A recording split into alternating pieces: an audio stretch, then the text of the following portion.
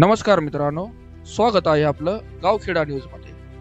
हुतात्मा बाबू गेनू शिक्षण संस्था संचलित कैलासवासी प्रमोद बाबूराव भापशे ITI कॉलेजचा उद्घाटन समारंभ पाथर्डी तालुक्यातील निंबोडी येथे मोठ्या थाटामाटात संपन्न झाला। यावेळी कैलासवासी माजी आमदार बाबूरावजी भापशे यांची 32वी पुण्यतिथी साजरी करण्यात आली।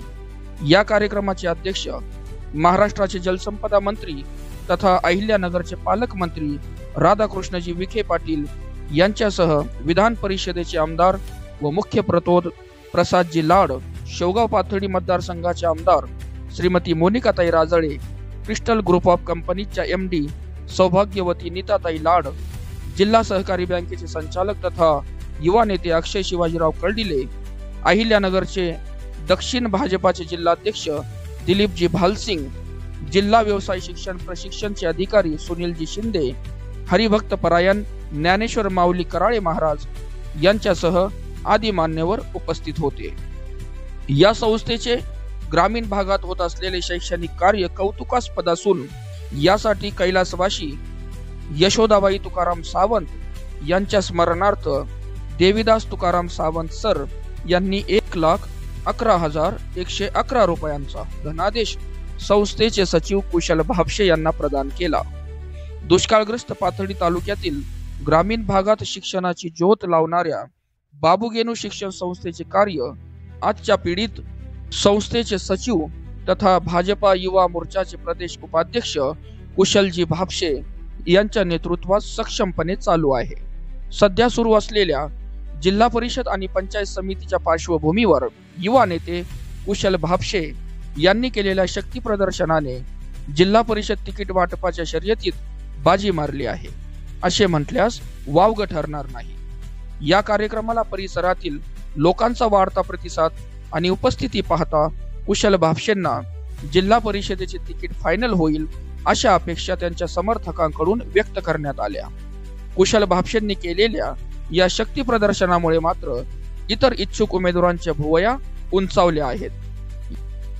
या प्रसंगी पाथर्डीचे नवनिर्वाचित नगराध्यक्ष अभयजी आव्हाड, संगीताताई भापशे, चैतालीताई भापशे, पंचायत समितीचे माजी सभापती काशीनाथ पाटील लवांडे, संभाजी पालवे, मिर्झा मनियार, मार्केट कमिटीचे सुभाष बर्डे, शेषराव कसरे, धनंजय बडे, उद्धव वाघ, एकनाथ आटकर, पुरुषोत्तम आठरे, रामकिसन काकडे, फसले महाराज, सुनील परदेशी, धीरज मैड, पंचक्रोशीतील सर्व आजी माजी सरपंच, चेअरमन, भाजपाचे तालुका पदाधिकारी, जिल्हा परिषद गटातील नागरिक तथा बाबू गेनू संस्थेचे सर्व शिक्षक वृंद, शिक्षकेतर कर्मचारी आवर्जून उपस्थित होते। आज आपल्या तालुक्यासाठी अत्यंत आनंदाचा दिवस की शैक्षणिक क्षेत्रामध्ये आपला तालुका पुढे चाललाय।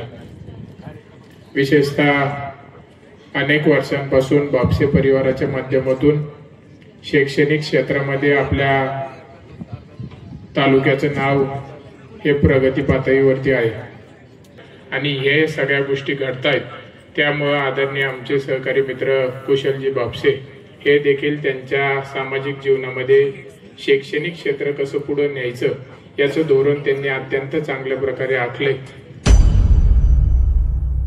आज जर परिस्थितीचा विचार केला आणि 21व्या शतकाकडे माहिती तंत्रज्ञान जर आपण म्हणतो तर आपल्याला या ठिकाणी वेगळ्या गोष्टींकडे आता भविष्यामध्ये पाहावं लागतंय आणि म्हणून जसे ITIचे कोर्सेस असतील ही आता काळाची गरज आहे। कमी कालावधीमध्ये चांगला प्रशिक्षित असलेला आमचा युवा आणि त्याला रोजगाराच्या संधी ही आता काळाची गरज आहे आणि मला वाटतं आजच्या या ITI कॉलेज वर्कशॉपच्या माध्यमातून या ठिकाणी पूर्ण होणार आहे। पाथर्डी तालुक्यातील नेते मंडळांनी खूप मोठं योगदान समाजकारणात, राजकारणात आणि शिक्षणामध्ये दिलेलं आहे आणि म्हणून त्यांचीही आता येणारी पिढी म्हणजे मागची पिढी असेल किंवा आता भविष्यात काम करणारी ही पिढी निश्चित तो वारसा अतिशय समर्थपणे या ठिकाणी चालवतोय। हे काही काळाची पावलं ओळखून आज प्रसाद लाड साहेबांच्या माध्यमातून कुशल असेल आणि संगीताई असेल, नीताताई असेल यांच्या माध्यमातून हे पूर्ण शैक्षणिक संकुल नावारूपाला येतंय आणि ज्यावेळेस कुशलनी यामध्ये लक्ष घातलं, संगीतही होत्या, प्रमोदजींचं होतं. निश्चित आहे की काही घटना घडल्यानंतर आणि खांद्यावर कमी वयामध्ये या ठिकाणी जबाबदारी आली आणि ती जबाबदारी कुशलने अतिशय समर्थपणे सांभाळलेली आहे. खरं तर आज खूप भारतीय जनता पार्टीसाठी अतिशय महत्त्वाचा दिवस आहे, ज्याला आपण सुशासन दिवस म्हणतो. कैलासवासी भारतरत्न देशाचे पंतप्रधान अटलजींची आज जयंती आणि त्याचबरोबर त्या जयंतीचं निमित्त साधून आपण आज प्रमोद बाबूराव भापसे औद्योगिक प्रशिक्षण संस्थेचं ITI कॉलेजचं वर्कशॉपचं उद्घाटन खास करून दोन व्यक्तींना कधीच या व्यासपीठावरून विसरू शकत नाही.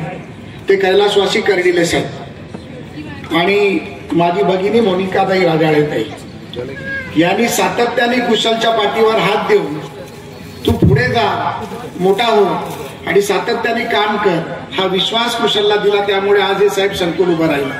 पॉलिटेक्निक कॉलेजचा देखील आपण एक प्रस्ताव केलेला आहे, त्याला देखील तुम्हालाच यावं लागेल, कारण तुम्हीच आमचे नेते आहेत आणि तुम्ही सातत्याने सांगता की मी तुमचा जावई आहे. कर्डिले साहेब देखील सातत्याने सांगायचे की प्रसाद तू आमचा जावई आहे, पण तुम्ही काय जावयाकडनं काम करून घेत नाही. खंत माझ्या मनात आहे, मी ताईला पण सांगतो नाही साहेब, जावयाची पण थोडी थोडी चालतेच आहे. आणि आज राज्यातल्या लागलेल्या 29 महानगरपालिकांच्या निवडणुका देखील आपले माननीय राज्याचे मुख्यमंत्री देवेंद्रजींच्या नेतृत्वात आपण सर्वच्या सर्व महापालिका जिंकणार हे आजच मी तुम्हाला सांगतो. आणि मुंबई महापालिका तर निश्चितपणे जिंकणार. काल काहीतरी दोन बंधू एकत्र झाले त्यामुळे नाचत होते, परंतु साहेब तुम्हाला शब्द देतो, मुंबईचा शब्द नगरमध्ये देतो. मुंबई महापालिका 150हून अधिक जागा जिंकल्याशिवाय आपण गप्प बसणार नाही. आणि देवेंद्रजींसाठी जो अपमान देवेंद्रजींचा 2019 मध्ये उद्धव ठाकरेंनी केला त्याचा बदला आपण 22 मध्ये घेतला, पुन्हा 24 मध्ये घेतला, 25 मध्ये बदला घेऊन त्याला बदलापूरला पाठवल्याशिवाय आपण गप्प बसत नाही.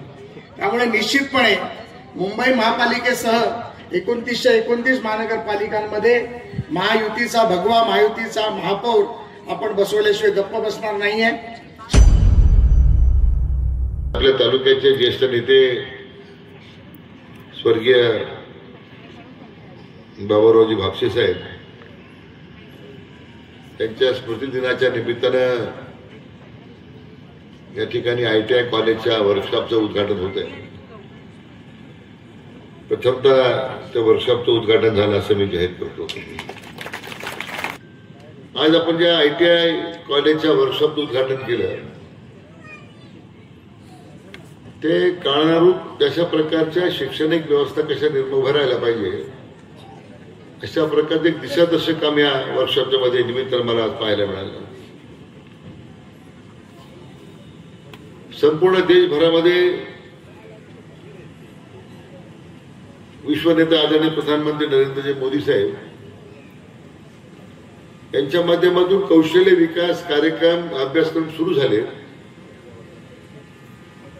आपल्या राज्याने एक स्वतंत्र कौशल्य विकासाचं विद्यापीठ स्थापन केलं आणि ते कौशल्य विकास विद्यापीठाच्या माध्यमातून आज संपूर्ण राज्यभरामध्ये सगळ्या ITIचं नूतनीकरण होतं. नवीन अभ्यासक्रमाचा त्यामध्ये समावेश केला जातो.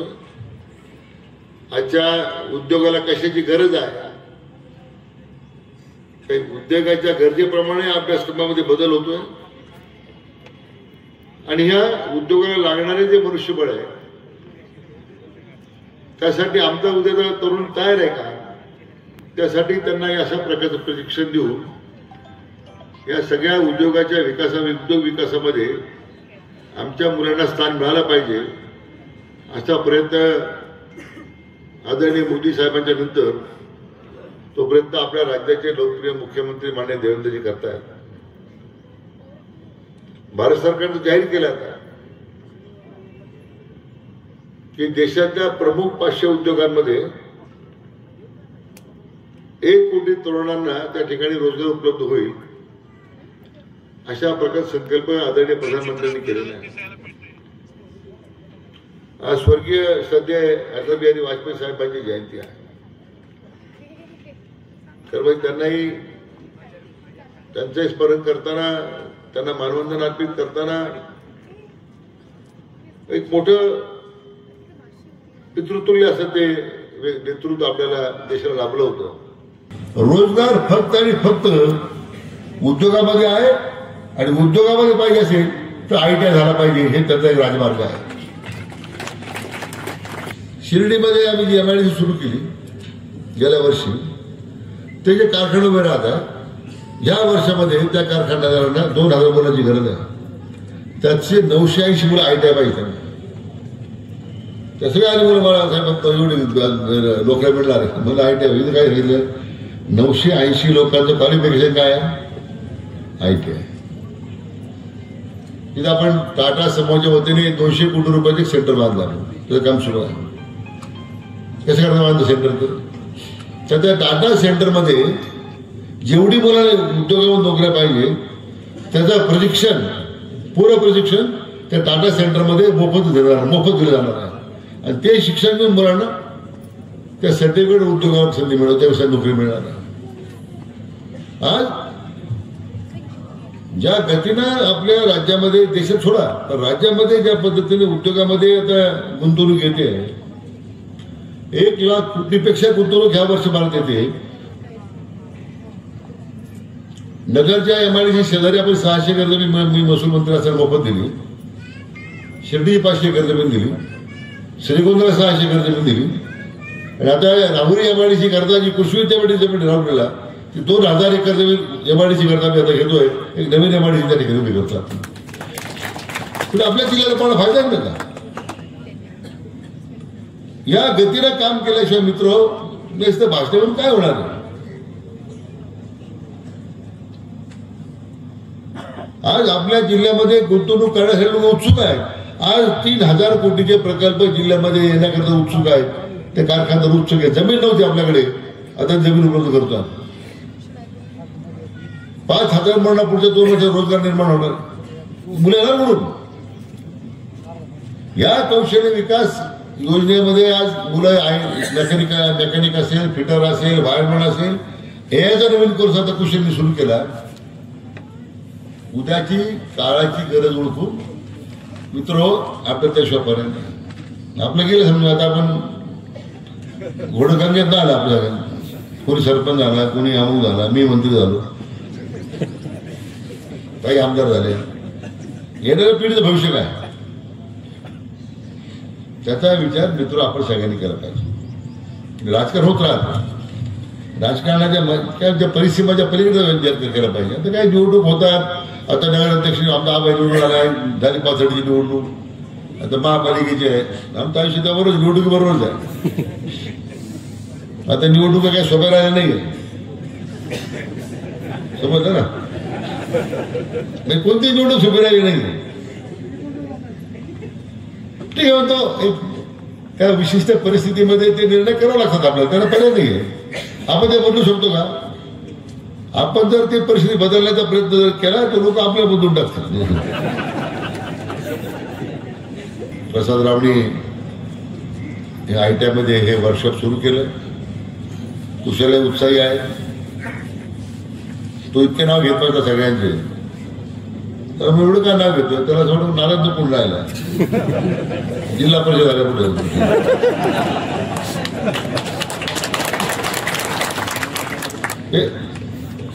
मला माहिती आहे काय होणार आहे, पण मी ते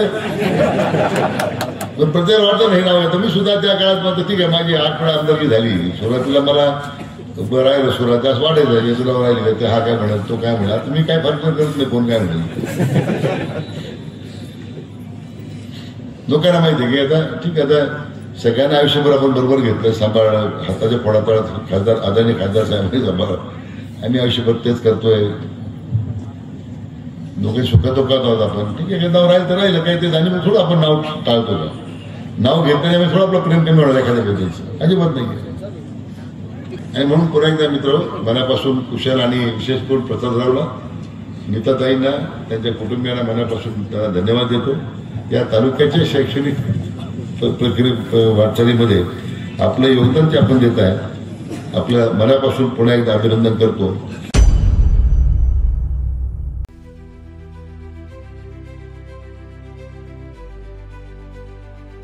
अशाच आपल्या परिसरातील राजकीय घडामोडीवर अपडेट राहण्यासाठी चॅनलला सबस्क्राईब करा आणि पाहत रहा गावखेडा न्यूज.